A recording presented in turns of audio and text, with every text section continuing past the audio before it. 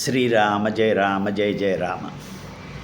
ఈరోజు లలితా సహస్రనామ స్తోత్రంలో 17వ శ్లోకానికి అర్థం తెలుసుకుందాం.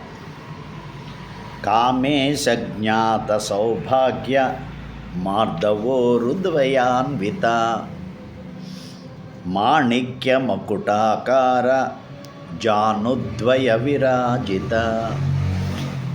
ఇది ఒక రహస్యనామం. ఇక్కడ ఏమంటున్నారంటే కామేశ జ్ఞాత, కామేశుడికి మాత్రమే తెలిసినటువంటి సౌభాగ్య మార్దవోరుద్వయాన్విత.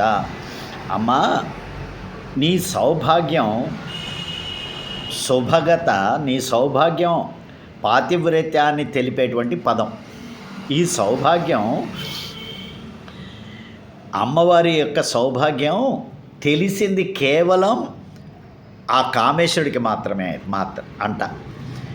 ఈ కామేశ్వరుడికి మాత్రమే తెలిసినటువంటి అందమైనటువంటి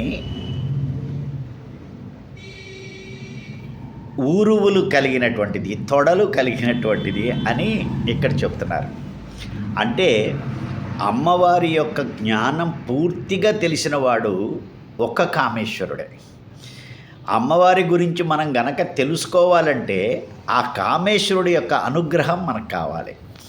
కామేశ్వరుడు అంటే మనం అర్థం చెప్పుకున్నాం, కామములకు ఈశుడు. ఎవరైతే కామము, కోరికలు ఎక్కడ పుడుతున్నాయో ఆ కోరికల మీద యాజమాన్యాన్ని సంపాదించిన వాడు, అంతేగాని కోరికలకు బానిసైన వాడు కాదు.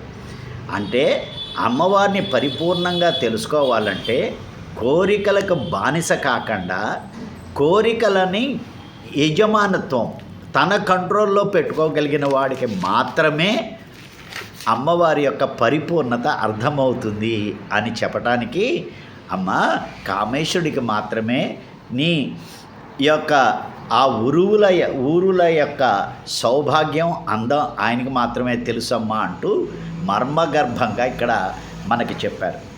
మాణిక్య మకుటాకార జానుద్వయ విరాజిత. జానువులంటే మోకాటి చిప్పలు.